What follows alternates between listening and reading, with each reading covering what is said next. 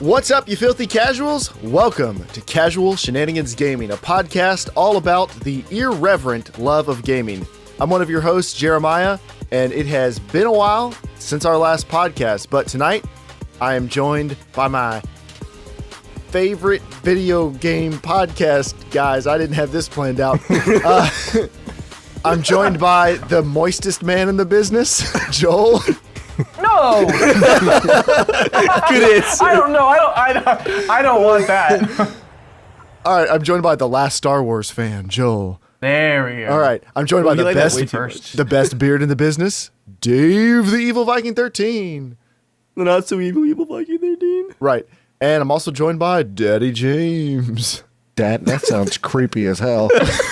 Well, Yeah, but Papa James sounds pretty awesome. Like, hey, it's Papa James. Yeah, Daddy James is something else I entirely. sound like a pimp. if you don't want to be Daddy James, don't be showing that beard like it is. All right, you can be Papa Coming for you, James. Dave. Oh, no. Coming for you. Anyway, this is about how the podcast normally goes. For anybody who's watching it for the first time, simulcast across 3 YouTube channels. That's a weird moan, Joel. Simulcast across 3 YouTube channels. Mine, Dave's, and the Casual Shenanigans YouTube channel. So you can catch the podcast live Thursday nights, 8 p.m. Eastern Standard Time on youtube.com/casualshenanigans, youtube.com/germgaming, or youtube.com/evilviking13. You can also catch us later on youtube.com/casualshenanigans, iTunes, Stitcher, Spotify for that one episode, Google Play Music, and your podcast services of your choice. So tonight we are starting the podcast not in a way that we ever have before. We have something very special for you, and to talk about it, I'm going to kick this over to Dave. So, Joel has had a busy fall. He's been working on a ton of stuff to finish out his film, Norman, normanthefilm.com. He's on the home stretch, and to pay for some of the audio work. Joel, back in October, you were filming like every night after work, doing small standalone videos to just earn some extra cash to finish up some of the audio work, right? Yeah. And so at the same time, like, I'm asking Joel to film backyard Battlefield episodes and Fallout videos with me, and he like is fitting in stuff with my channel in the midst of his crazy schedule, working on Norman, everything else. Anyway, Joel was super stressed. But all of us were plotting, aware of one of his longtime bucket list goals.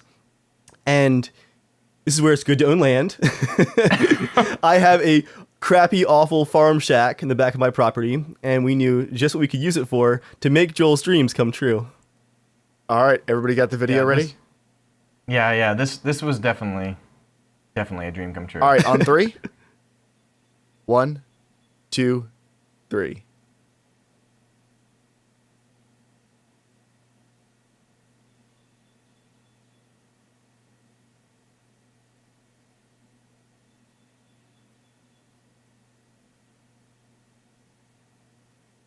Hey Joel, you nervous?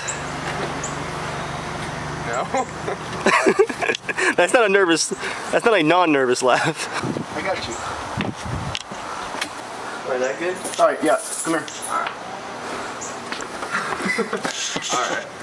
Turn around. Okay.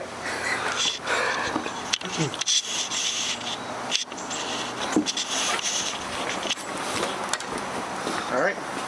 Arms going right in here. Mm-hmm. Say it's time. That's for you. This right here. What's this? Drink it. Drink it. Okay. Drink it.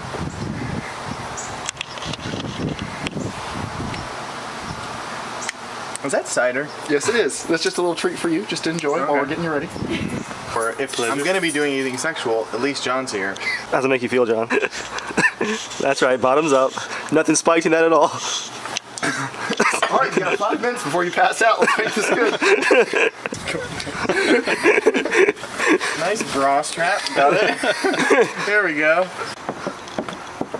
All right, keep your eyes shut. All right. All right, just keep them shut.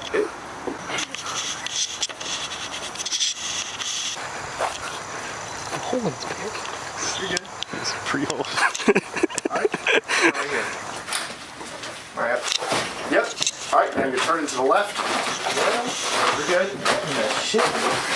I'm on a body bag. Nice. We can just roll you up now. Are you ready? Yeah, I guess so. All right. Ooh. Blend. All right. Turn to your right. Ready? All right.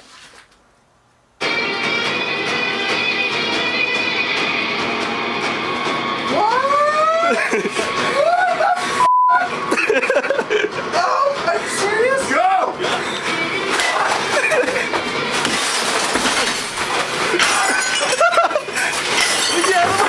Get out of the way, I'm moving.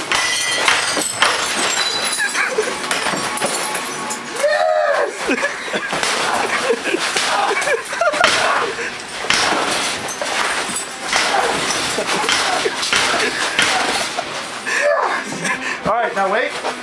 Oh man. Got. Yeah, do that. Here, good. Facing that way. All right, ready? Yes.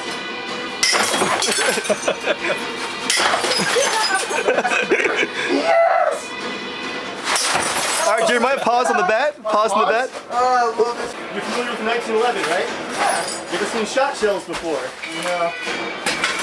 Low velocity, but like a little shotgun shell for a pistol, okay? What? We got some saucers for you. You need one of those big bases, Jeremiah, one of those thin bases. Also, there's lots of bulbs here. You can just stomp on them whenever you get the yours. Oh, okay. Oh, yeah. Just be careful. Don't take huge steps. I've always wanted to break these things. Joel, you've got 3 shot shells. 3 rounds. That stuff? Yeah, whatever you want to shoot. Is that good? You gotta work the slide. Good to go.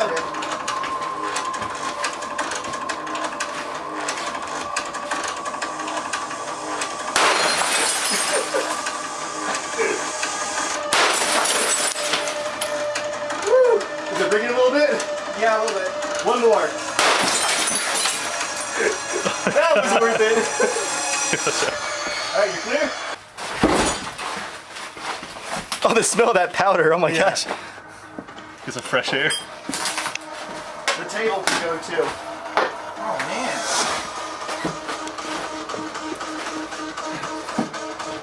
I guess I can just use this hammer part. Either side. Watch the overhead though, it's low ceiling. Oh, wow. Nice! Nice! You're not done? Finish it! Oh man, that's a heavy table.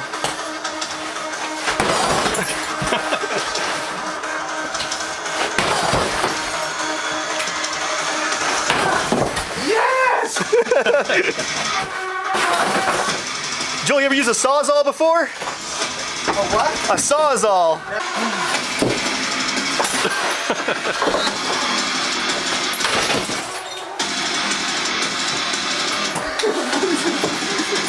Alright, so when you pull the trigger, it does this. So you just get in there, hold it. Don't go further than that. cool. We just go. And then there's a little more saws right there. Oh, cool. Music.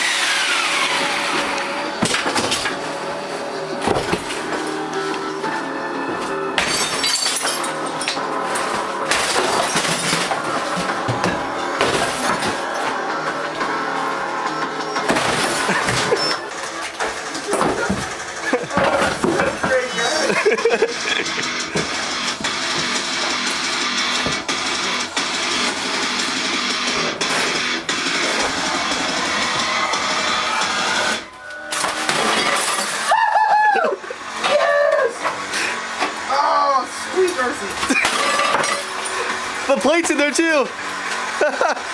Get it?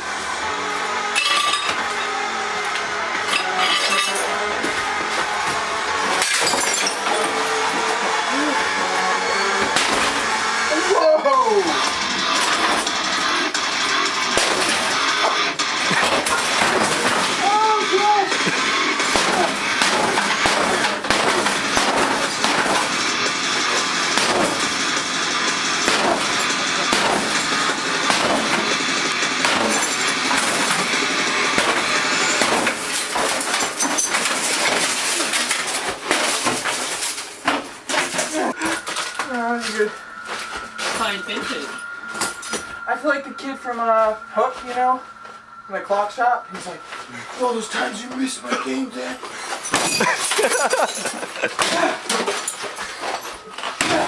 Could have been. That's not gonna be working anymore.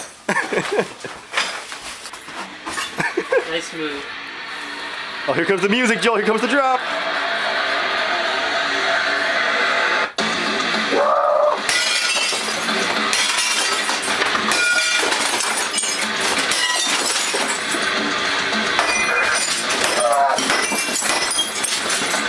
Alright, pause.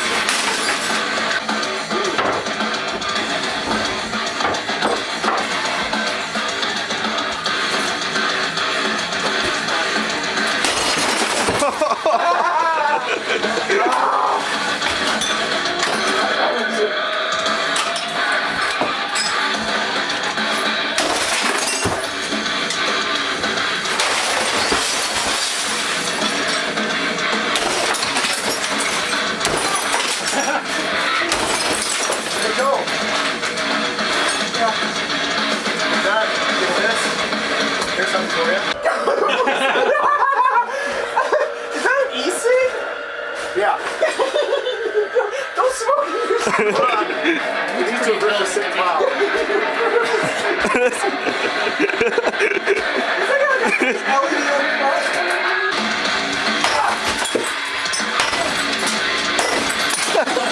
It's still lit.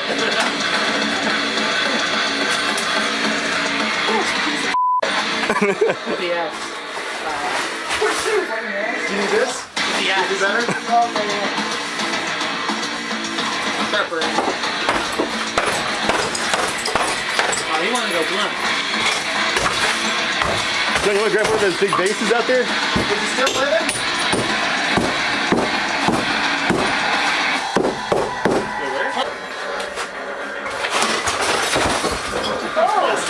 What is that made out of?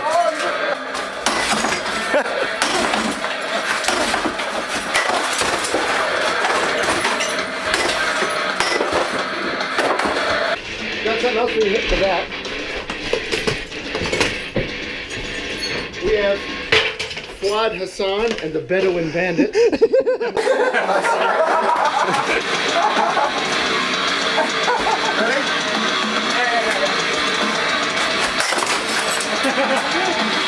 That makes a good sound. What's next?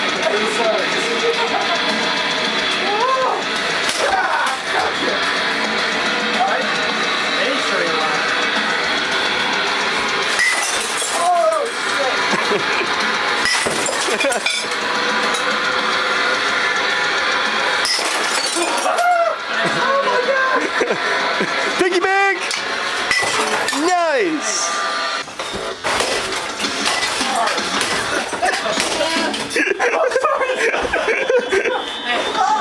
There's another. No.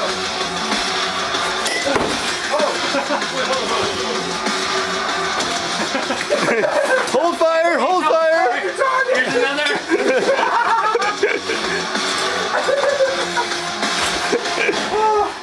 You're never going to live down this sociopathic thing now. Yeah. Yeah, never. Too much giggling. Oh, man.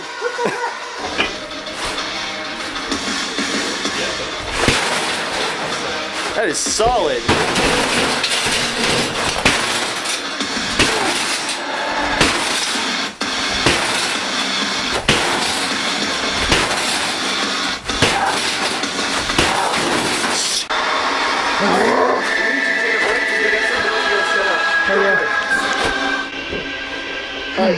side? Just walk out this way? Alright, don't close your eyes. Alright, Alright, come up here. Get up close to that hole in your pants. Sure. Don't open them yet. Alright. Alright, Joel, hold this. Keep your eyes shut until we tell you to, okay?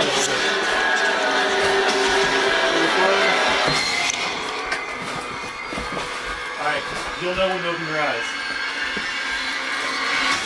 Let's see if this actually works. You can open them.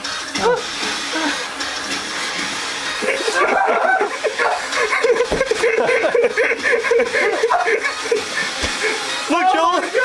It's a basher! It's only a basher.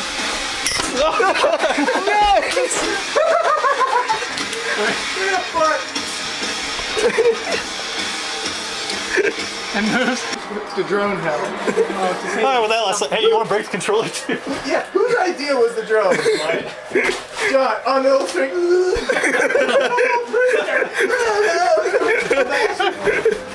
Wait, where's my? Yeah, that didn't last long. Alright, is there anything you want another round at? I think I'm... There's one. There's this. Oh no, we got more. What is this?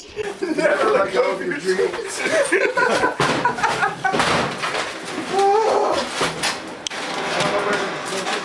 What does it say, Joel? Never let go of your dreams.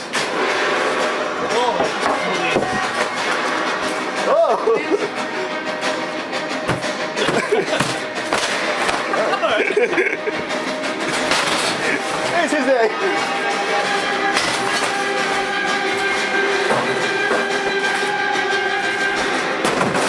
Alright, Joel, we'll start pelting you with ornaments. Close your mouths. Alright? Oh no, you got hit. Oh, I gotta hit him.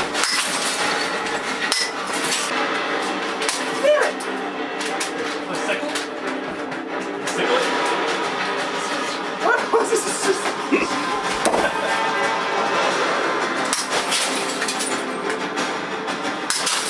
Sparkly dust. That looks awesome.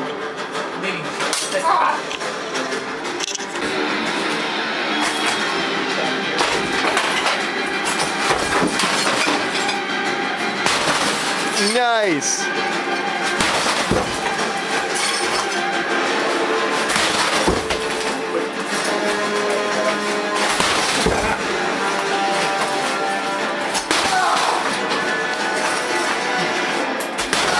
Joel, the back of that microwave needs a good hit. Look at the back of that microwave, it's barely even hurt. Oh my. Nice.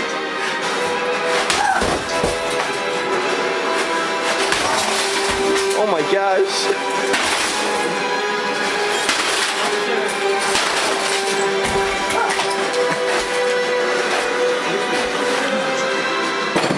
Lay down your arms, soldier. Batman. Your battle's won. Either way. How much bashing was that? We've been going for a while. It's like good 15, 20 He's gonna minutes. get a good night's sleep. Oh, this felt good to bash. That drone, that was... Good touch. It was like a little... They can't get it. It's like a little insect drone. What was your favorite weapon out of all? Oh, the bat, for sure. The bat? That's classic. What's this? Pretty classic. Yeah, horrible mess for you guys. Notice the tarp though, we're just gonna bag it all up and take it to the dump. Oh, that makes sense. That was the body bag coated in. I'm in it. You're part of the tarp. I'm part of it. I'm part of it. I bash it. Part of the tarp. Gone. You broke it, you bought it. And you're like, Continue the bashing. The music. Oh my gosh. I need like a minute to take it in. this hurts so good. Yeah, it does. It really does. Oh. That That was such a good experience. How sore were you the next day? I wasn't. I mean, since we do a lot of crazy different workouts, So like we do one where we stuff. just pick up these like medicine balls and slam them down. So I think that single-handedly probably helped a lot from just being sore. I wasn't sore at all. Honestly, That's I mean, like, obviously I hilarious. was tired. I mean, that was a lot of work just for 15 minutes. But James, that was such a surprise. The drone, that was the cherry on top. Like, I died laughing because it was just like, I'm gonna escape. And I'm just like, bash. That was a good hit too. Like So nailed for it. your next birthday, you're going to be allowed to go to one of your brother's events with a bat. They're all bashers now. No, that felt so good, dude. Jeremiah vaped for me. You vape for your sins. You know, it's funny watching the video. I don't really remember much of any of this. I really don't. Like, I'm really glad That's you guys when the filmed it rage because I was took like, over. oh yeah. I mean, like, I just been so freaking stressed, and it's so funny even because it was what was it like the week before we recorded your Fallout build, Dave? Yeah. And I was like in a nightmare zone of like, You were so out it's of not it that I in the didn't want to video. be there, but I also didn't want to be there watching it, doing anything because I had literally filmed probably about 44 videos that month. And I was just like, I'm done. I'm so tired. Like, I don't want to do anything. I had dreamt of just breaking stuff for a long time. Because there was a video on Idiot Abroad where he gets to go do that. And I was like, man, there's a place you could pay to do that? Like, I want to be the bowl in the China shop. So Dave, that was a great surprise. was that like your parents' collection? Okay, so a couple fun stories for the setup because we had people in chat asking like how much trouble was that to set up. I also like all the comments at the end, all the close-ups of all the debris. Everyone in the chat was going, "Oh, Dave's collecting scrap for all the settlements after this," just like right into like building up giant walls. So it was about a month of planning, right, Jeremiah? Overall. Yeah, about. Jeremiah and John made a lot of trips to Goodwill to get stuff. We made one final trip. We found this like 48 pack of these awful old Christmas ornaments for like $2. They were all cracked and stuff. The glass balls, like who would want those? They looked awful. But stuff like that was where we got a lot of the bash and stuff from. But I laughed so hard because I started asking around my family, like, hey, do you guys have crap in storage that you want to take to the dump that we'll take it to the dump for you if you let us smash it? And my mom and my grandparents did not understand. Like, they were so confused at first, but I laughed so hard because they had no idea what was going on. But my parents are like Joel's parents. They're like, I don't understand, but I just want to be a part. I'll help. So the weekend before the Joel Hulk smash, my mom was going around to yard sales telling random people, my son and his friends are going to smash a bunch of things. Do you want to donate anything? Joel, that stack of hubcaps, some random guy at a yard sale's like, they're going to smash a room full of stuff? Well, that's kind of weird, but here, take all these hubcaps for $1. Like, the guy's like, I don't get it, but that sounds kind of cool. Like, so people around town were like donating things from yard sales for you to smash, not having any idea what was going on. Well, and one that we turned down a couple things too. Dave's mom had also secured for us a bunch of fluorescent light tubes. Oh, which were waiting. Yeah, apparently somebody hit. Yeah, those would have been a lot of fun. Happy It would have birthday, been like Dad. It would have been like the ornaments, but under pressure. And covered in poison for your skin. And then my grandma gave the TV. She was like, it's been sitting in there for a while. I was gonna throw it away, but you kids can have it. Like, all right. It's like she asked how it went later, but then for the setup was surprisingly simple. I screwed some plywood over the back windows so that you wouldn't accidentally bash through a window in the back. I was waiting for Joel to just lose control and start hitting the house. And Yeah. I like when John walks up, and I mean, I wasn't getting hit, but it was kind of like, oh, what's he doing? And then John's like, whoa, I got really scared. Like, I'm just gonna start hitting whatever comes in front of me.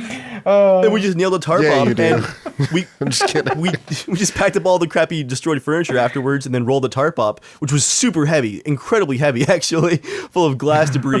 And the sound of that tarp going into the dumpster was the most horrific thing I've ever heard in my life. Like the screeching, crashing, grating sound that it made. Like people who work at the dump were like looking around like, what the heck was that?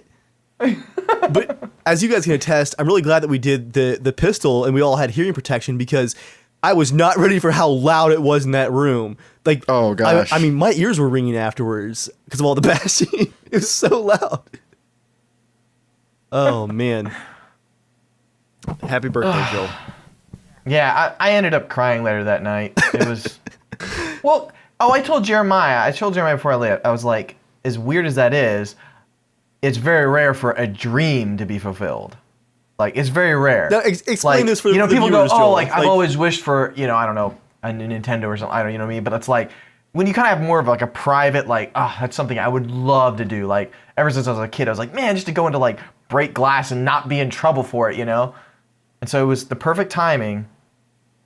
Perfect apple cider before I got to do that. It just got me all hyped. Joel, It's apple cider time! I loved when you were blindfolded and Jeremiah handed you the whole cup of cider, and when he told you to drink it, you involuntarily did like a full body shudder. You went like, ugh, like you were like scared, dude. Because it was like cold. I was like, what is this? You had like a full shudder. It was great. But the two moments that made me laugh, I think the most, outside of you freaking out over the drone, that was probably the cherry on top for the whole event. But the two that made me laugh were, we weren't ready for how quickly you waded in. Like, when Jeremiah said go, you had like one moment where you looked back and made sure that this was real, like this is actually happening.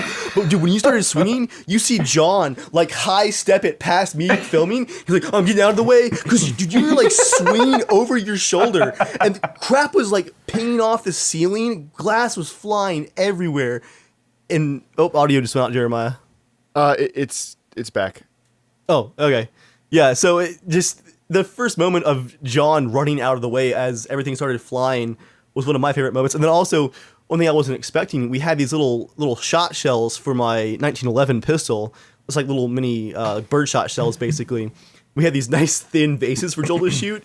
But the back blast of flying glass, I mean, it was like someone had fired a small shotgun blast of glass back at us, like the back flow of just little glass Even particles. though all proper safety precautions were taken, everything was mostly safe. We're alive. It's okay. Yeah, It doesn't matter anymore. We were all, I think, wearing. I guess I was in a t-shirt. We were wearing mostly like long pants. We had gloves. We had hearing protection. So we were relatively safe. But apparently in the chat, everyone was saying that the microwave smashing was super dangerous. So if you guys want to, if you want to share in chat why the microwave smashing was dangerous, then I'd like to hear about that, because we probably should research that first. But yeah, it was a lot of fun. We narrowly survived. Oh man. Oh, man. I still can't believe that Joel wasn't even sore the next day. Like, I was actually disappointed that you weren't like all sore and hashtag old man Joel. Yeah, it was good. I'm glad I have that video, because there's so much of it I don't remember it. I just remember just going, just yelling and putting effort into breaking things. Oh man. Well, what's next? All right, if you're listening to the audio version of the podcast, you need to go to Casual Shenanigans YouTube channel, youtube.com/casualshenanigans, and watch the video we put up for Joel's birthday. I didn't put it in the audio version because there's no way to explain what was going on for 15 or 20 minutes. So this podcast might seem abnormally short if you're listening to the audio version. Go check that out on the YouTube channel. But it is now time for the main topic, which really, Joel's birthday bash was the main topic, but it doesn't fit anywhere else in the show, really. We just need to talk about the bull crap that's been going on for the past few weeks. The other bashing. Yeah, well, for the past few weeks while we haven't been podcasting, there is some real shenanery. I like that, shenanery, yeah. There's a lot of shenanery going on in the games industry right now. Epitomized in Star Wars Battlefront 2, possibly the most tone-deaf Reddit AMA in at least a couple years, and some of the weakest defenses of microtransactions that we've ever seen. I especially like the Forbes article where they quoted EA as saying that they were upset because now they're stuck with a $60 game with no way of re-monetizing it. And all the comments were like, beyond selling the game for $60, like that wasn't a good enough monetization stream. So, Star Wars Battlefront 2. I played an hour and a half of the campaign, and it was decently fun. And that is all I have to say about that. Joel, how's multiplayer? Okay, well, I finished campaign. How was the campaign? It was enjoyable. It's not great. DICE is just terrible at single player games. They really are terrible at it because their single player levels are just giant multiplayer worlds where there's not a lot of like close detail and the AI is really crappy. But there was some stuff in it that actually tie in because it's all canon. So there were some parts that were just tied in that was fun because again, like it's Star Wars in 2 weeks. So I was like, I'm just gonna play it no matter what. So don't buy the game. I bought it because I love Star Wars. I hate Star Wars. That freaking loot crate stuff, but it's Star Wars, so I had to play it. But the campaign was, generally kind of fun. It took me about maybe 5 hours to beat. But I was telling Dave the other day, I was like, this is what's so crappy with all this loot crate garbage, is you complete something in a game, right? You know how like, even like older shooter games, like back like in 2004 and 2005, you might find like a random collectible or you shoot an item that's like, oh, you find the 7. Like in Half-Life 2, there was like the little gnomes. If you found the gnomes or you did certain things with a gravity gun, you'd kind of get like a little Steam achievement or, you kind of did something that was, whatever, along through the game. Usually I never find any of that, like it's rare that I find stuff. Well, in Star Wars, they have the first one that's really obvious and you unlock it with your little droid thing.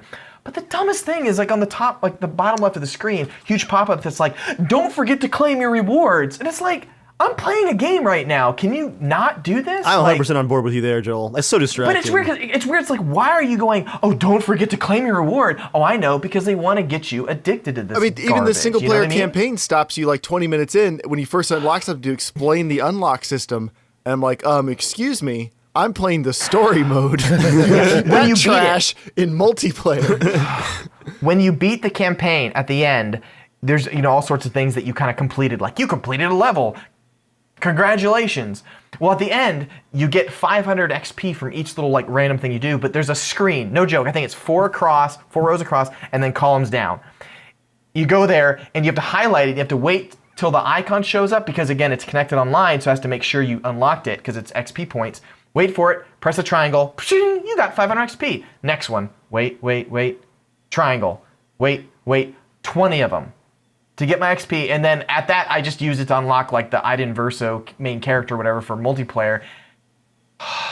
And it was so stupid. Dave and I, we got lunch today, and I was like, the actual multiplayer, like I enjoy it. I think it's fun. Just the actual main grounded game, like not the loot crates, all that kind of, but like the main game, there's something there that's just a fun casual shooter, and I enjoy. Like I'll play probably about 30, 40 hours of it, and that's about it.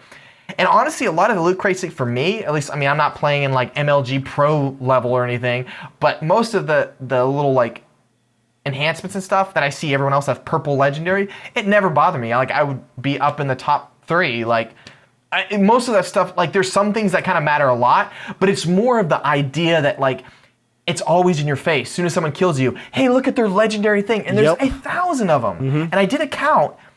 On the main menu to upgrade your characters, there's 10 classes or whatever, like 10 little like directories, and you can do assault, sniper, heroes, everything, right?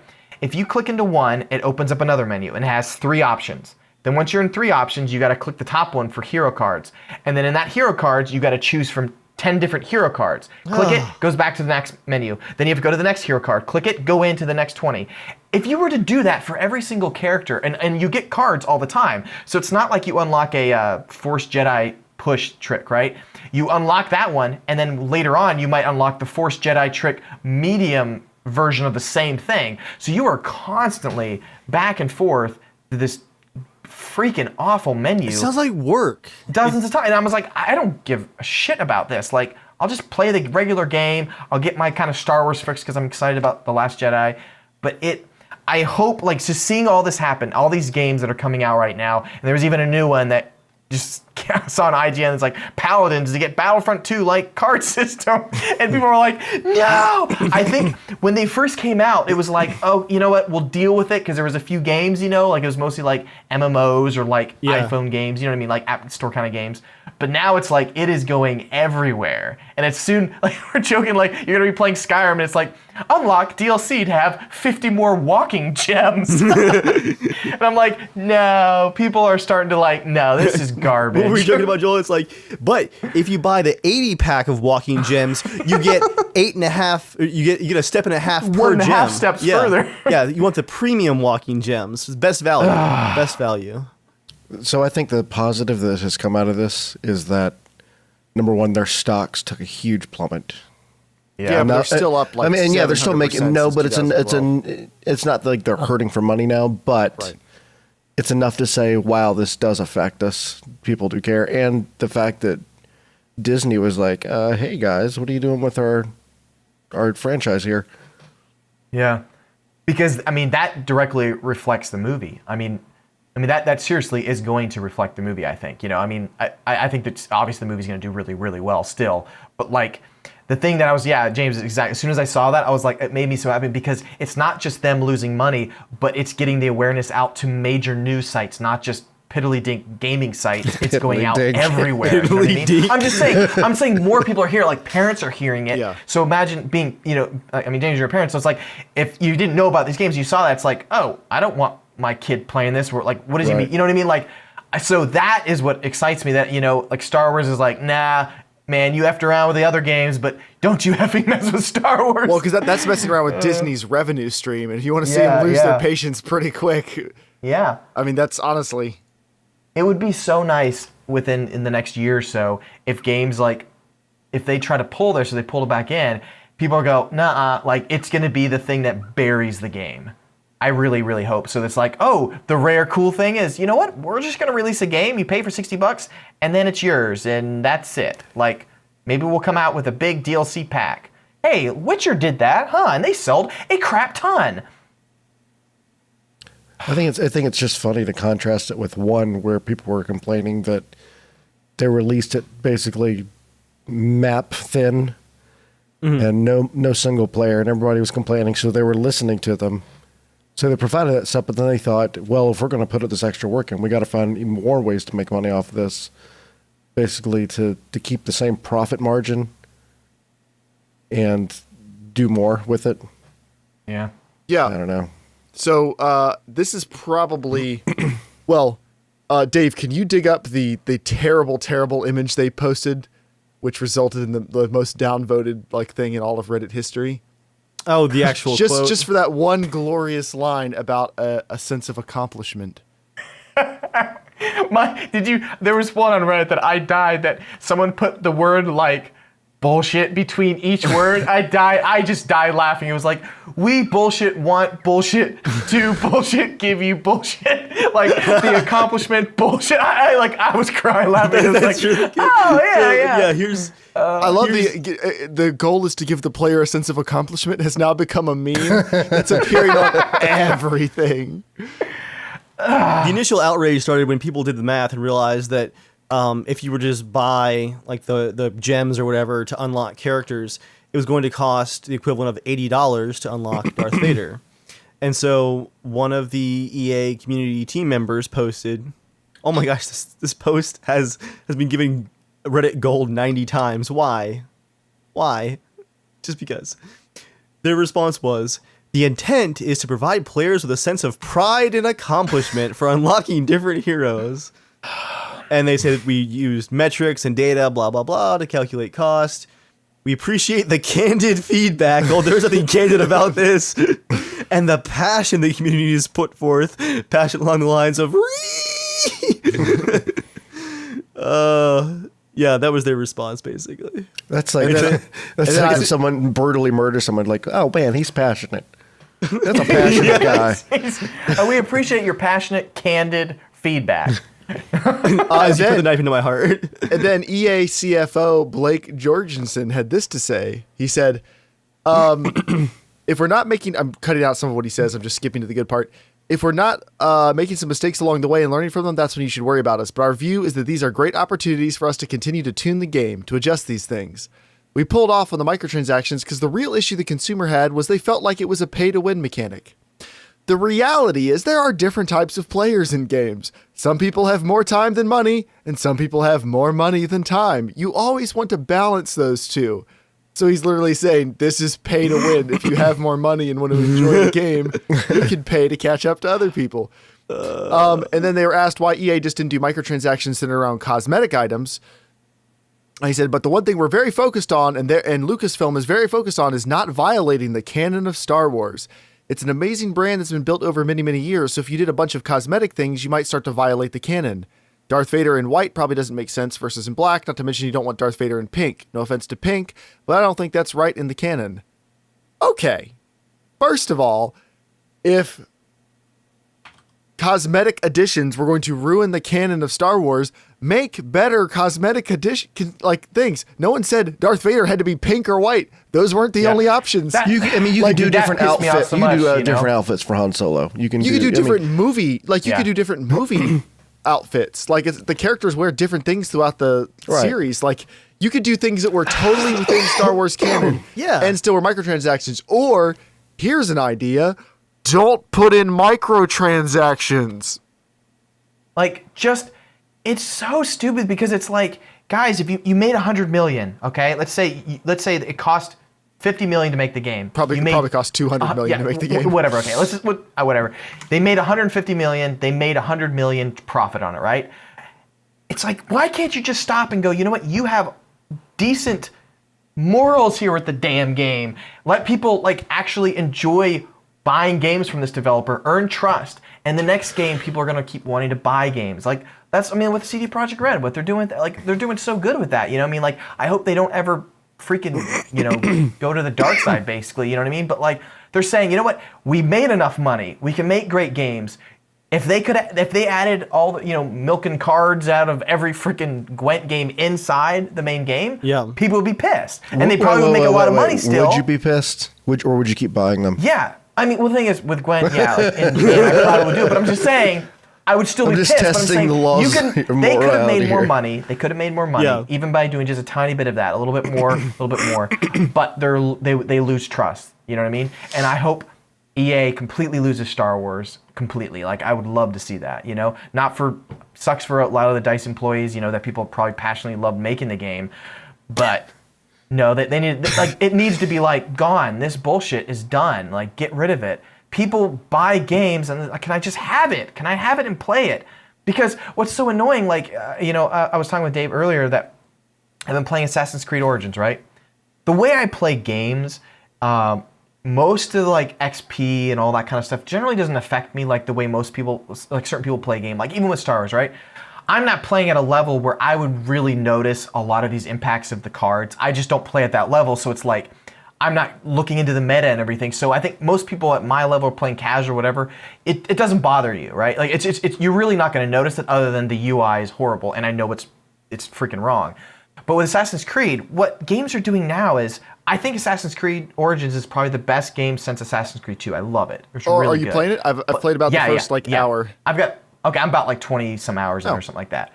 But here's what's stupid is, and Witcher did a little bit of this, but it wasn't anywhere as bad, and it made a little bit more sense in it.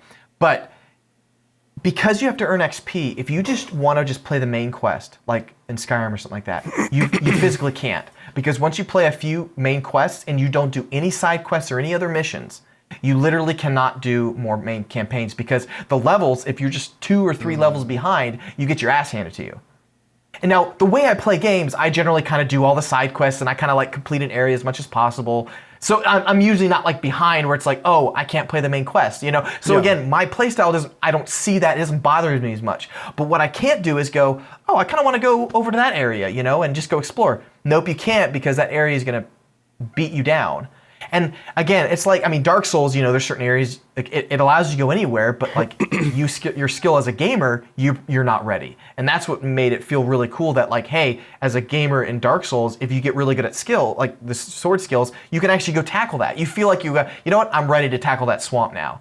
But these games, it's like, oh, sorry, you physically can't go there because you got to earn more XP, and maybe you might have to go to that legendary merchant guy who's selling some microtransactions. Now, I don't have to, because I kind of do everything in the game, so again, I don't see that as much.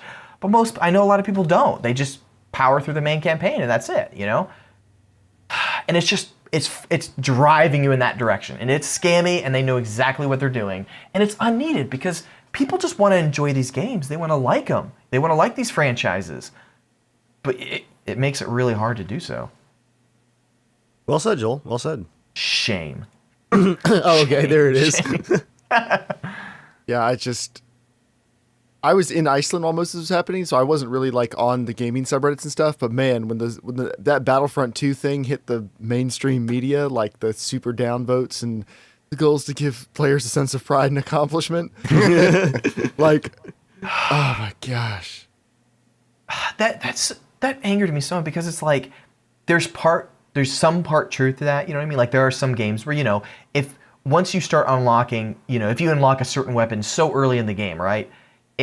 It can ruin other weapons very quickly. You know what I mean? Like imagine like playing Witch or whatever, and you just get a magic sword, and literally you slice everyone.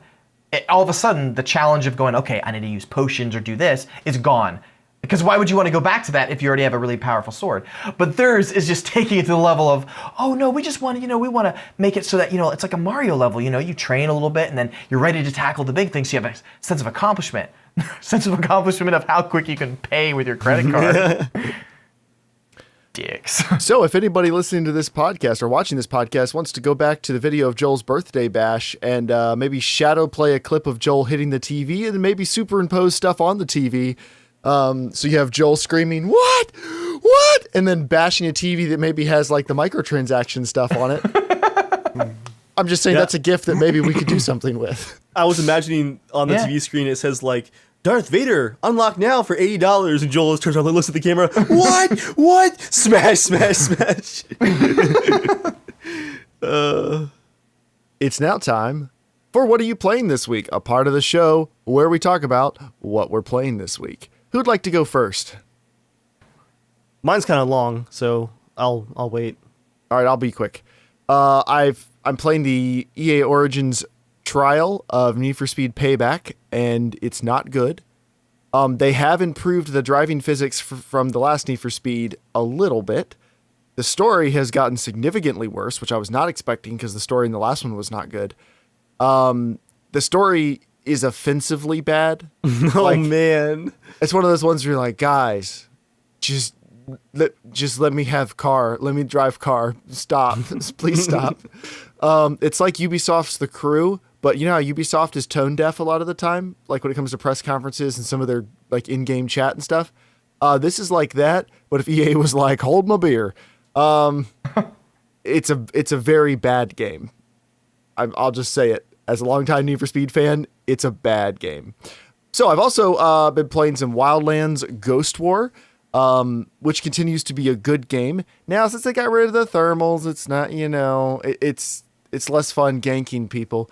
And it does suck because I was gone for a couple weeks, so I've gotten back, and I don't have such a sniper superiority. I think my era as one of the better snipers in most of the matches, too many people are catching up now, or they're ahead of me in level or something, because I'm doing okay. I'm just doing average now. I'm not doing like I was before I left, which was quite well. But the game is still fun. And then Assassin's Creed Origins, I only played about an hour and a half so far for the Potato Masher review I'm working on. But so far, I am liking it. And I'm interested to play more of it. But I wouldn't say I'm really playing a ton of it yet, but I plan on playing quite a bit more. Now, Wildlands got locked down pretty quick. Like, people are playing it either like crazy or they've stopped at this point, I think. Yeah. Yeah, Ghost War is freaking awesome. It'd be cool to do a podcast just talking about that, maybe. I don't know. But I do love that everyone's into Wildlands now. I didn't expect that was a twist. well, because it came out. I mean, I know it's a multiplayer version of it, but still, even playing it or just jumping back into it at all, because it was out for like 6-7 months, and then everyone kind of just came back to it. So I wasn't expecting people to actually do it. But I knew if the multiplayer came out and it was decent, I was like, this is a good shooter. I think this could be awesome. So it's cool that we're all playing it. Yeah, I've got 5 hours in the campaign, and I've got four days in Ghost War. Ghost War is so new. That's the thing. It's very, very different from all other shooters right now. That it demands cooperation from everyone. You know what I mean? To really win, and I think that's just a blast. Yeah. And the best part is hearing James go, pick me up, revive me. I also like that now that we've got a whole group of people that are playing it, and we're getting good enough at like how the meta goes in the game that we were playing the other night, and it seems like unless we are totally outclassed by like 4 really awesome players, we win a lot. Yeah. And I think it's because we're playing as a team and other groups aren't. But I feel like we win like 75% of the time. And maybe that's not true, but it sure feels that way. Man, we had so much salt for it. They were all really high level. Like I think it was a 9, a couple 4s, and I don't remember what the other one was.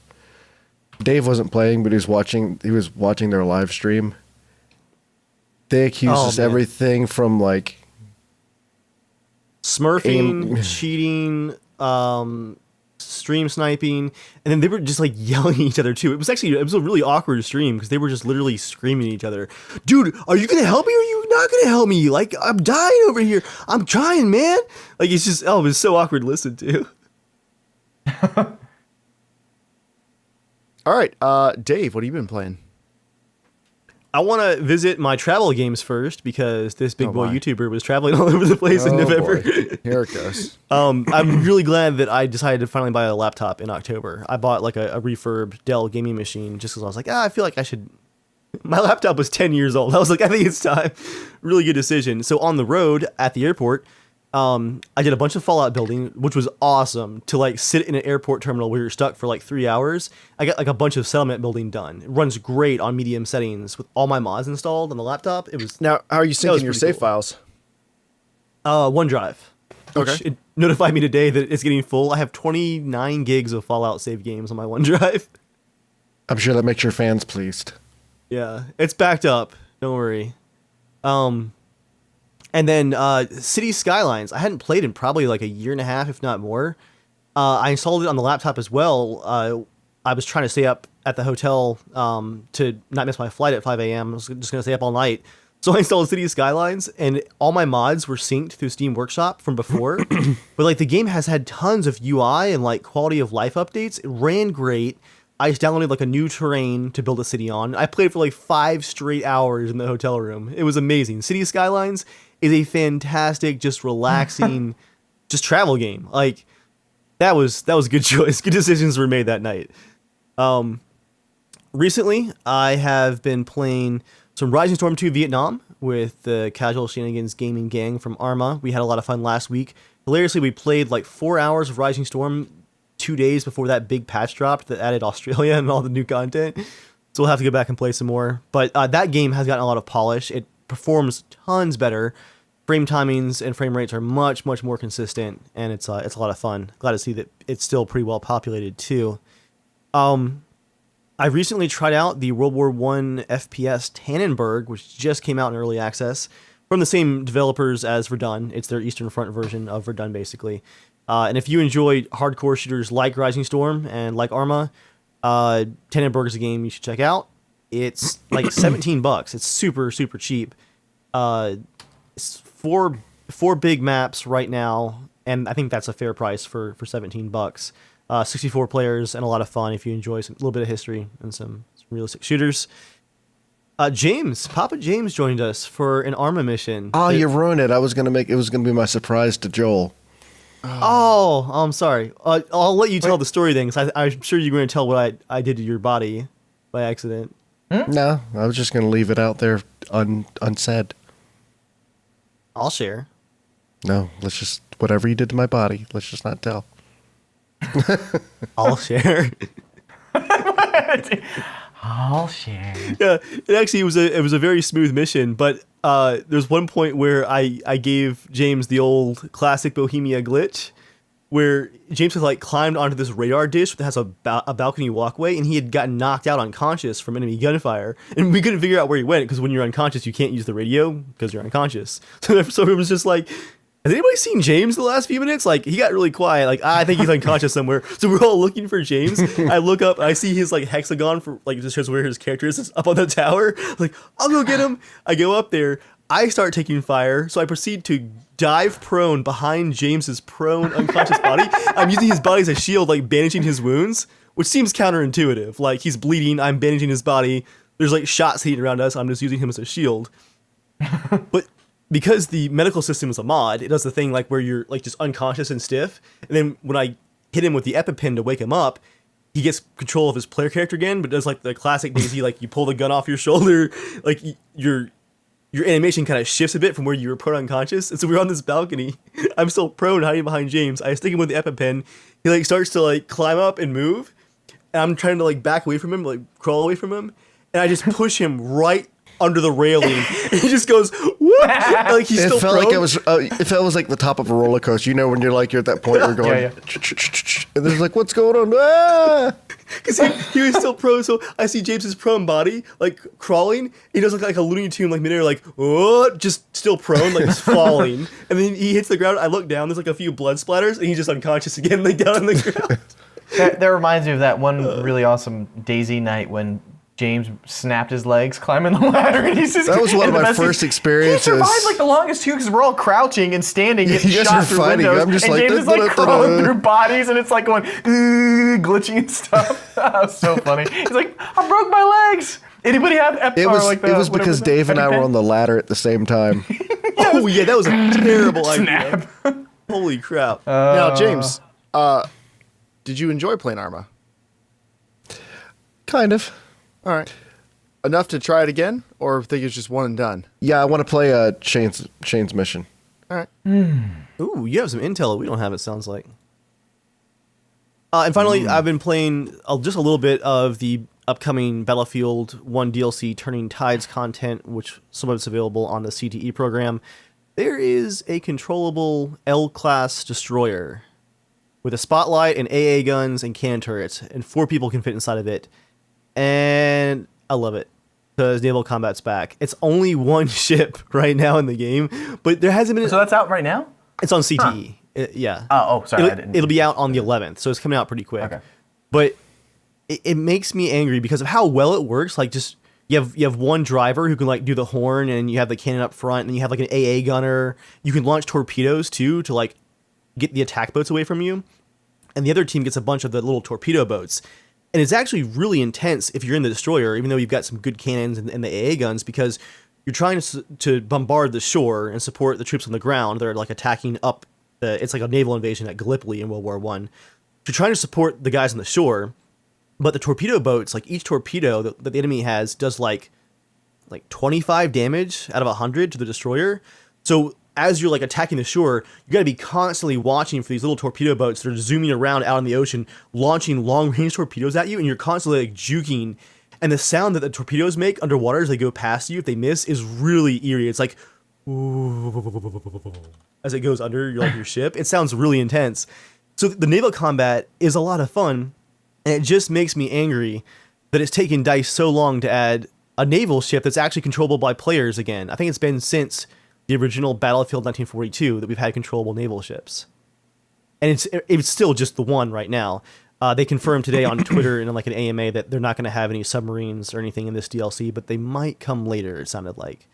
But like the water in the game looks so good. It's obviously working fine. People are like working together with this one destroyer that's in the game. DICE, trust your player base. Give us like a full-on naval map. And they might, because I heard that one of the other maps for this DLC is going to be in the North Sea, north of Germany. And I think both sides are going to have destroyers on that map. So we'll at least have some like full naval combat fighting back and forth. So I hope they like see that people really like that and that they expand on that in the future, because I'm loving it. I'll go next since I wanted to bring up something else from Arma Night. Sure. I think my favorite moment was when we first started out, we took 2 different vehicles for transport. And, one group kind of swung around this way, and we were going a little bit lower. And it started getting foggier and foggier, and we started getting near the cliff edges. And it was so thick we couldn't see, and we ended up like almost going off a cliff. So we all hop out. Chris falls down on the ground. He's flopping around. That was... Jeremiah's like, "What's your ETA?" We're like, well. Well, I noticed like their truck wasn't moving on the map, and I was just curious what was going on. And apparently, what was going on is they were abandoning the truck. It was a pretty great screenshot with the truck halfway over the cliff edge. We're all hopping out of the back safe, Chris opens the driver's side door. He's just like over this crack in the rocks. And when he climbs out of the driver's side, he just goes whoop down the cliffside. like how Did it have a unlucky- delay like a whoop? Oh no, it was straight down. Yeah. He looks up, It was just like so precariously balanced on the edge of those rocks, but he was just so unlucky that the driver's door was over the edge. So you're saying your favorite part was when you played the game after the mods got installed, the plugins crashed twice, reinstalled. You know, I did audio not actually have any issues other than a couple key bindings I had to go back and fix. But otherwise, Shane and I got on a little earlier, and he set up a server. And I was that's just cool. testing out, making sure everything worked. The radio worked first try. So Yeah, we've got a pretty smooth process now.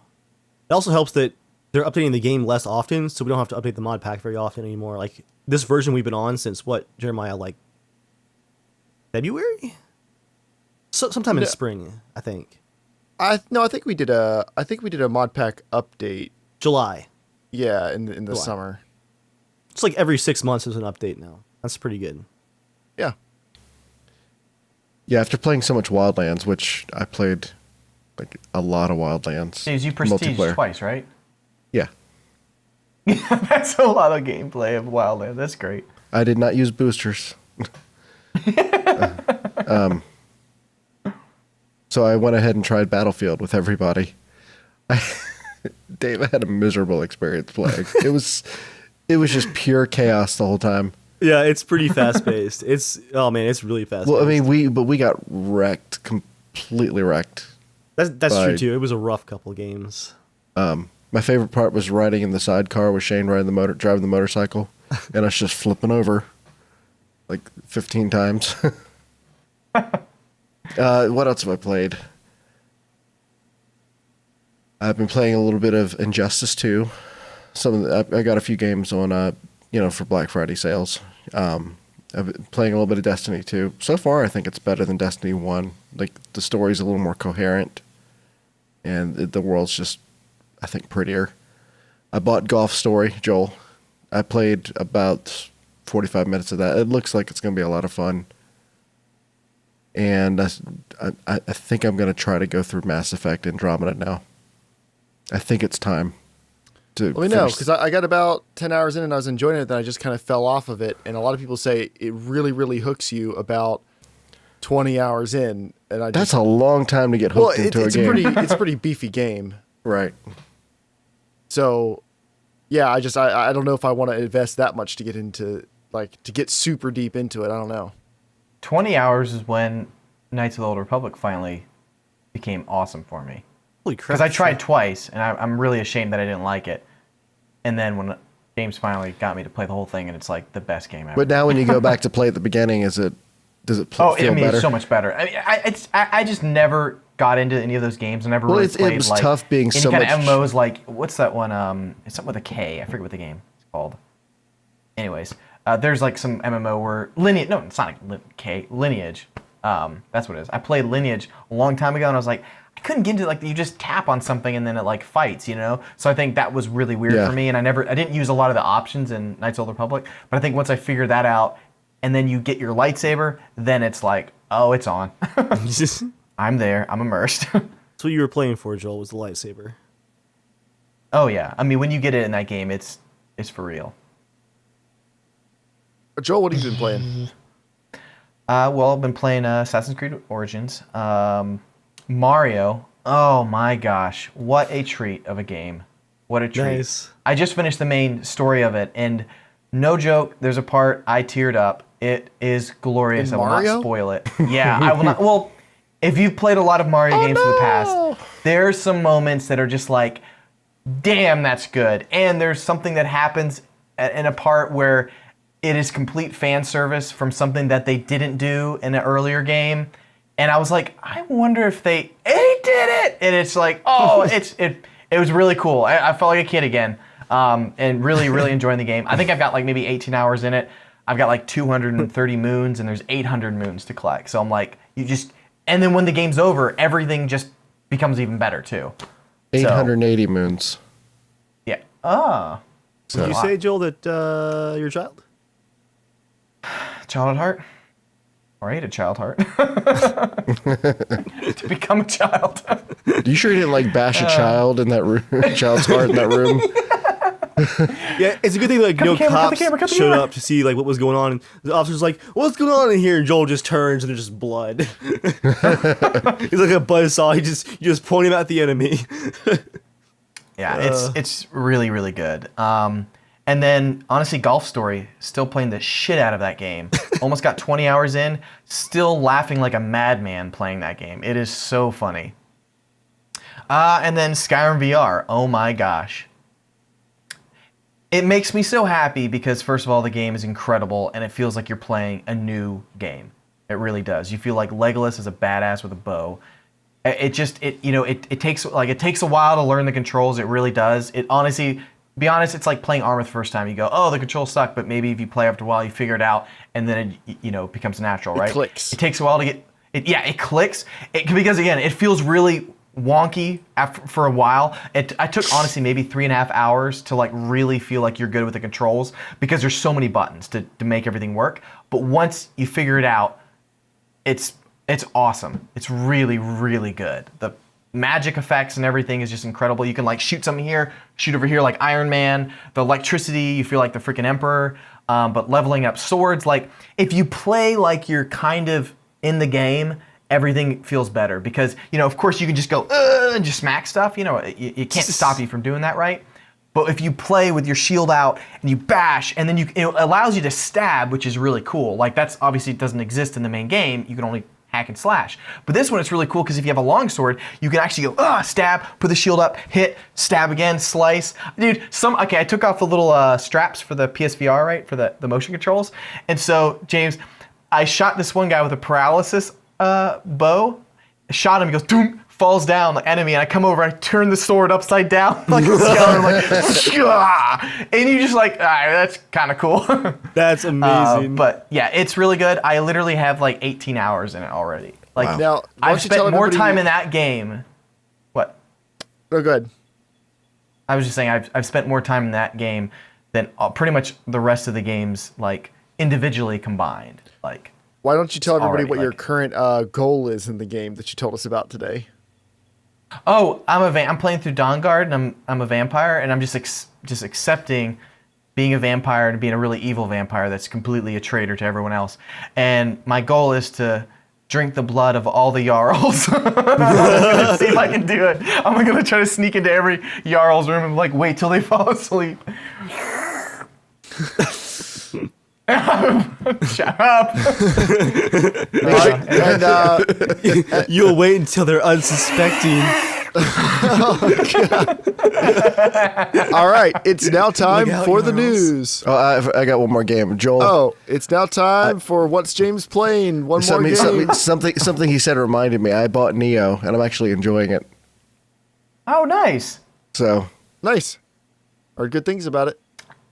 Yeah, I got pretty far, probably about 15, 20 hours in, and there was a point where I because me and John, we were kind of playing it together, and it was, it got okay towards a point, but I think the first like 7 or 8 levels were really, really fun.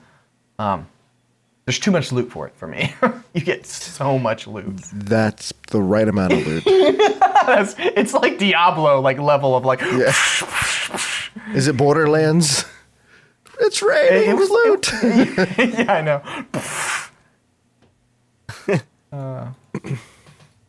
It's now time for the news. News time. Our first news item. EA Sports UFC 3 has a microtransaction system. Would you like to hear about it? It's pretty easy to understand. It's important to remember that this isn't a joke or satire. You ready? Every single technique, ability, fighter, and stat roll is entirely acquired and upgraded through the loot box system.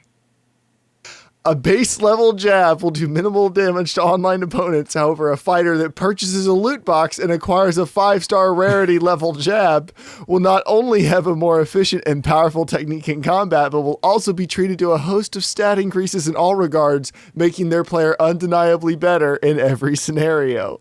Dave, I think there's something wrong with the white balance in your camera. You're turning redder. Which means No, that's the raging fury inside of my you heart. can't upgrade in the game. You can't progress in the game without loot boxes. How much does this game cost, Jeremiah? Was it free? Is it a free game? $60. What? You said $60 freaking dollars, and then you can't upgrade? Ah! I remember saying when mobile games started turning into like just the crazy DLC. I remember when App Store, it used to be $2.99, $5.99 games or apps or whatever. I was like, yeah, they were great apps. And then I was like, $1.99. Then it was like 99 cents apps. And I was like, people are really, And then it went to free apps. Every app now is free with in-game transactions. And that just pisses me off. There's nothing that you just own and can play straight through. You gotta unlock some funky crap. Did you hear about the Plants vs. Zombie thing too? The one of the developers on it who worked with, he loved his game. And it sold to EA and they demanded the microtransactions and all that crap, and he's like, no, I don't think it should be in the game. Fired him. Who owned that game, Jeremiah? Chat was asking. It was PopCap, and then PopCap was sold to Not, EA. that's a Joel or Jeremiah? You said Jeremiah. I was really confused because Joel answered. Jeremiah would. Who owned that game? The one you were talking about. UFC 3? Yeah. It'd be Electronic Arts. I was really hoping it wasn't. But here we are. But you knew it was. Do you remember their motto, guys? Challenge everything. No, EA. Sniff the It's a glue. game. Challenge It's more everything. like, it's not in the game unless you pay. Oh no, it's It in the could game. be in the game. It's in the EA game. Sports. You just have EA a, Sports. you just have a $10.99. $10.99. It's in the game. EA Sports. Cha-ching! I really hope that this outrage makes a difference, and that the worst it's ever going to get for the Battlefield series was the battle packs with the random skins inside. Like Man, if the next Battlefield game goes full Battlefront, I'll be devastated. That is my Battlefield is bad enough as it is, with the whole cutscenes and the. that'd be turning a dangerous road, down Yeah. a dangerous road. I enjoy Battlefield as is. I think the battle packs are tolerable. I wish it wasn't random. I wish you could just unlock skins that you want, like a progression system. I really like all the ribbons, all that kind of stuff, things you need to see. Yeah, dude, Joel, imagine if instead of all the random ribbons and stuff that I do not care about, like, oh, you're working on the medic ribbon where you have to get 10 headshots and get 4 grenade kills. What if you, picked a skin you wanted? Like, oh, I want this cool camo skin for the Mosin Nagant. And then, you had a challenge to unlock that, and then you knew what you were getting, and it was all in-game. That's the progression that they should add to Battlefield. Yeah, Battlefield 4 had 10 trillion weapons. Yeah. And I was happy that Battlefield toned that down, where I think I have almost all the weapons unlocked actually from just casually playing, and I really don't play a lot. I mean, I put in, I think I've almost hit 100 hours since I first got it. So, and I'm proud of that I actually got to that level to even play that much.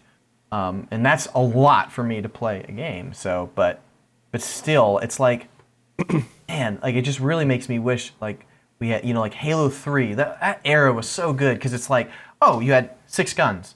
Everyone has the same guns. It's just all skill, man. But there's you can do a lot of cool stuff with that. But now it's not about skill anymore. It's about who has the upgrade packs, who can meta the game, who tracks the stats online to what the DPS damage and all that weird stuff. Well, I think skill still wins the day, but in a way, but the playing field is getting leveled by things that are not skill.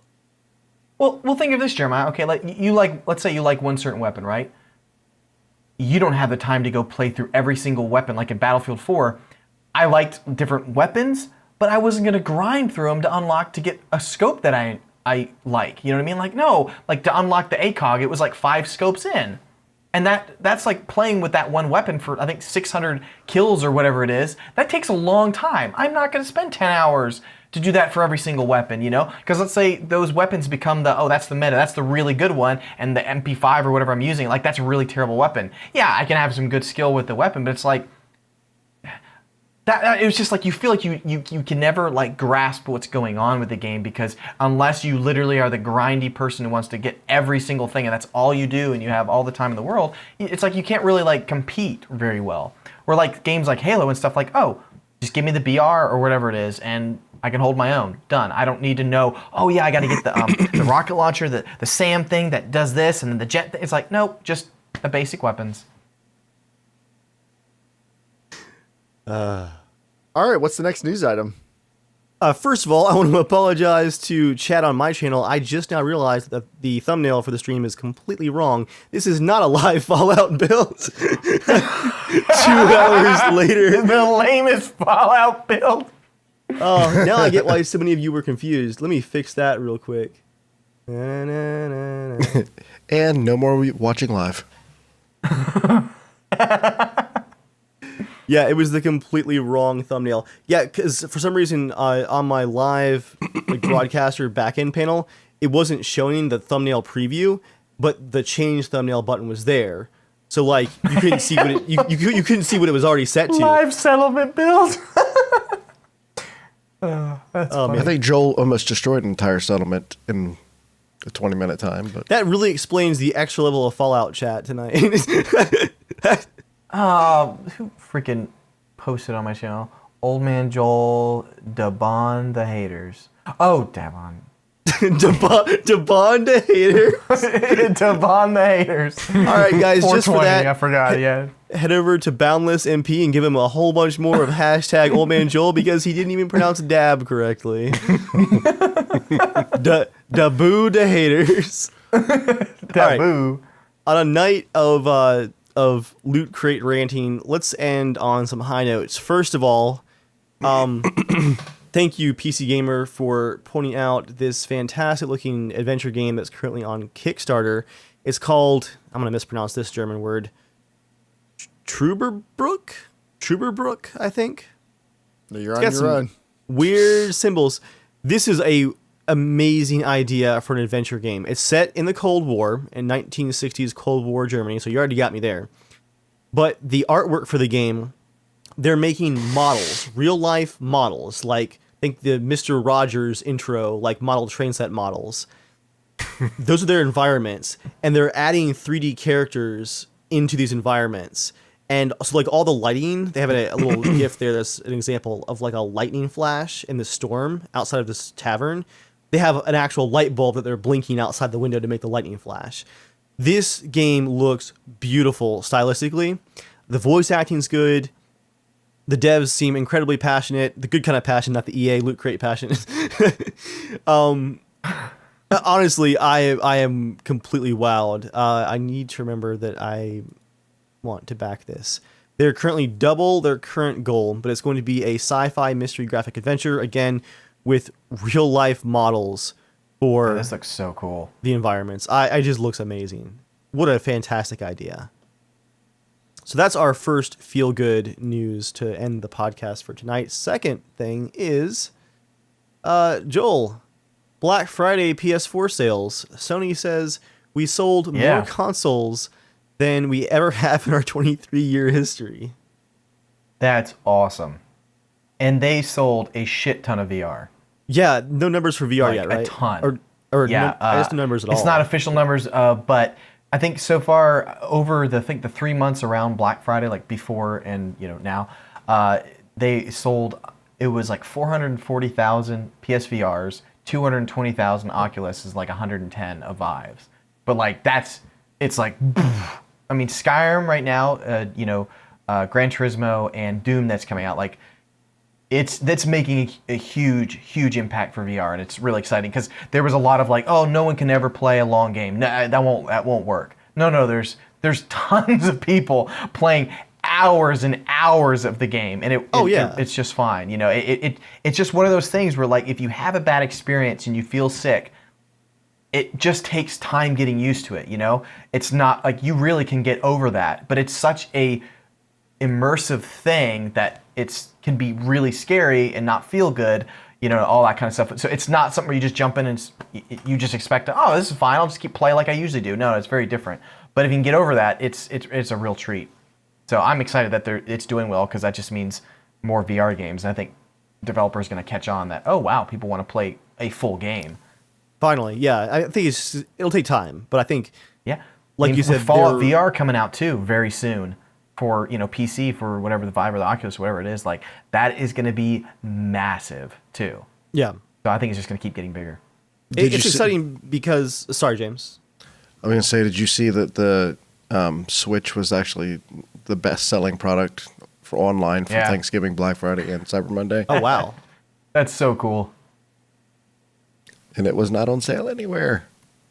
I mean, like, it was just MSRP. Yeah. Yeah, I was just gonna say with VR, it's what a great move from Bethesda to take an older game like Skyrim that's still a full featured huge game and spend the extra time to do it right for VR. Like what an amazing showcase. This is gonna get people excited for it. I want a VR multiplayer Gwent Tavern Room. That's what I want. I want to be able to flip a Temerian coin, Dave, in my hand. Imagine you go, pshing, Joel, why are we freaking out about this? We hand built a real life Gwent board, which we play I know, like but 5 times a week. but we're not in the Witcher universe, Dave. We could be in the Witcher universe. Oh looking yeah, like I Witchers definitely or- don't imagine a full tavern full of NPCs every time we play. Nah, that'd be weird, man. I'm immersed. I'm there. Continue the tour. It's now time for 90 Seconds with Joel. Part of the show where Joel talks about whatever he wants for 90 seconds.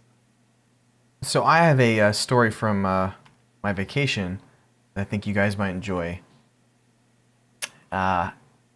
Stuff happened to me. So me and my wife, we did a 10K at Disney World. We did the Epcot one, right? So you run through like various parks and stuff. Well, something I did not expect to learn on a 10K race was how many white asses I was going to be seeing.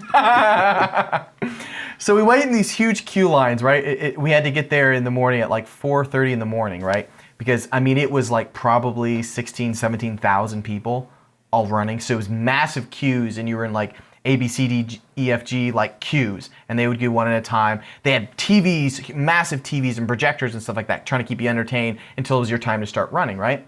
And this is, really dark outside too, so it was before time change and everything. So, we're just chilling there, and everyone dressed up with Disney clothes, and, everyone's having a fun time, right? Well, we finally get to go, and we're running.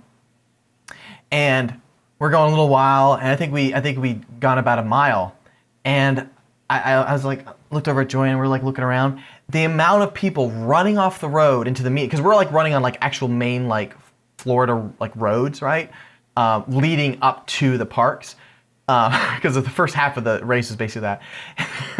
People are just running, sprinting off the side of the road to trees, and just stripping down and just taking craps because it was people like vomiting. This is at Disney, I was too. counting. I counted 7 butts I saw.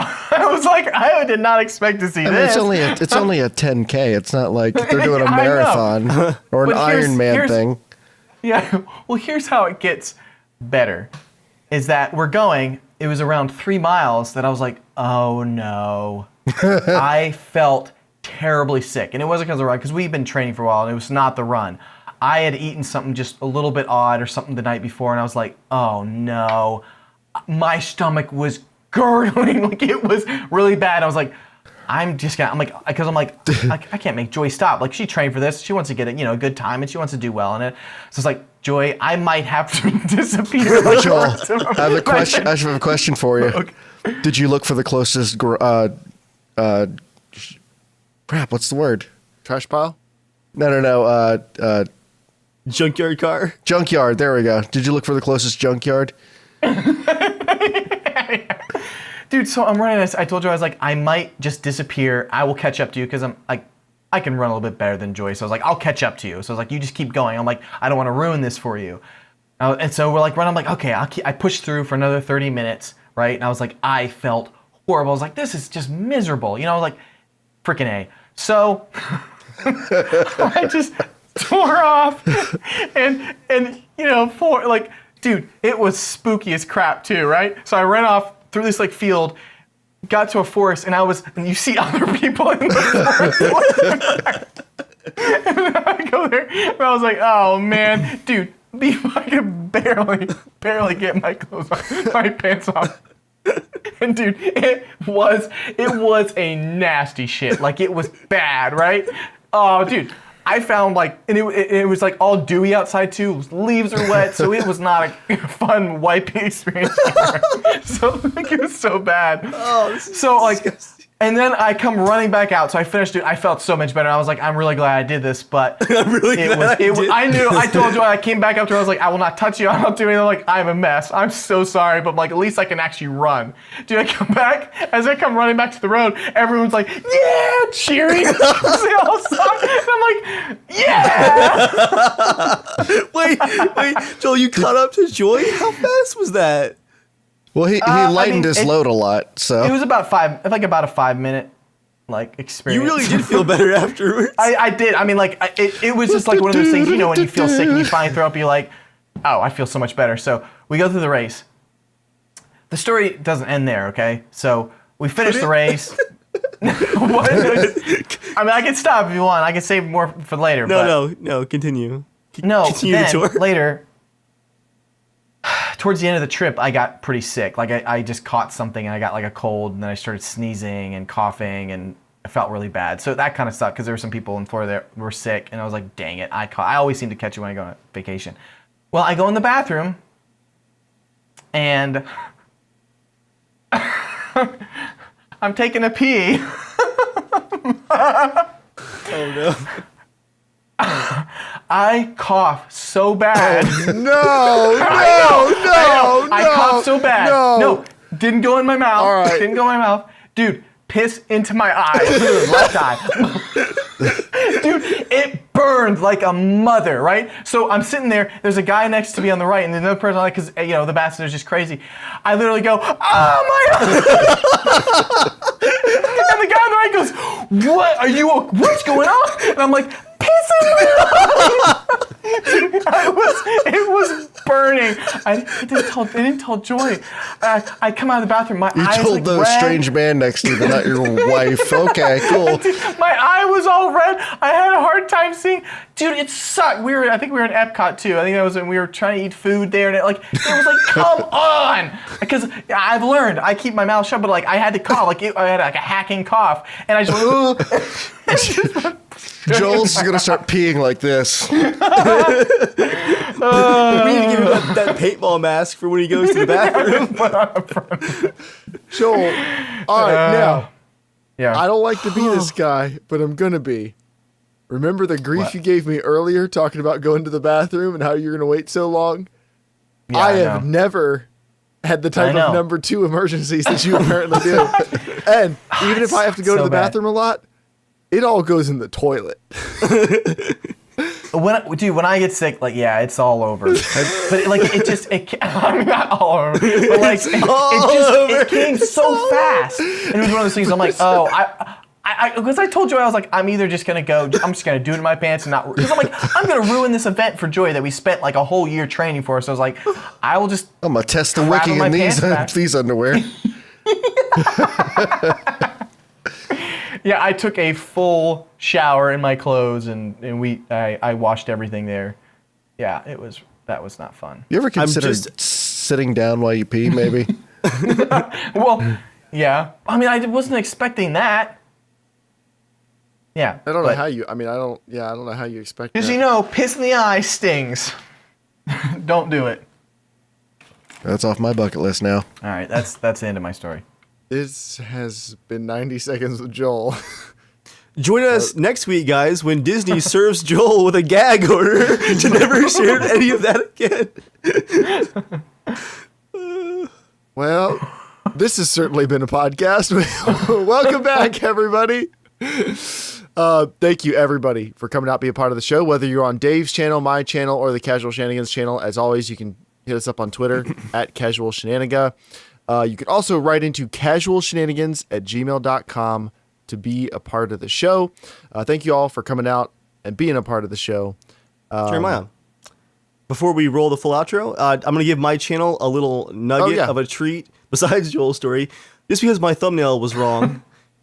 Should be up next week, guys. A special preview of an upcoming build at... I don't know how to pronounce the settlement, I'm just realizing. Let me look it up real quick. Settlement, locations, Fallout 4. Give me a second. He's so immersed, he doesn't know what the name of it is. This is actually, if you guys can tell me where this name comes from, it's Outpost Zamanja. I want to make sure I got it right, because it's the weirdest settlement name in all of Fallout. But anyway, should go live next week. A half-completed build that I need your help on, guys, because of the faction that it's going to be for. It's not Minutemen, and it's not Raider Boss Joel. The new faction. So I'll need some help with it. Anyway, that's the nugget I want to give out. I've seen the thumbnail said Fallout Settlement for this live stream. Sweet. Joel, I think I just came up with the term. You have urinal Tourette's. It's pretty Anyway, good. moving on. All right. Thank you, everybody, for coming out and being part of the show. We're just going to shut it down now. There's no way to gracefully end this, so we're just going to do it. Thank you, everyone, for coming out. We'll see you next time. As always, stay casual. And dry.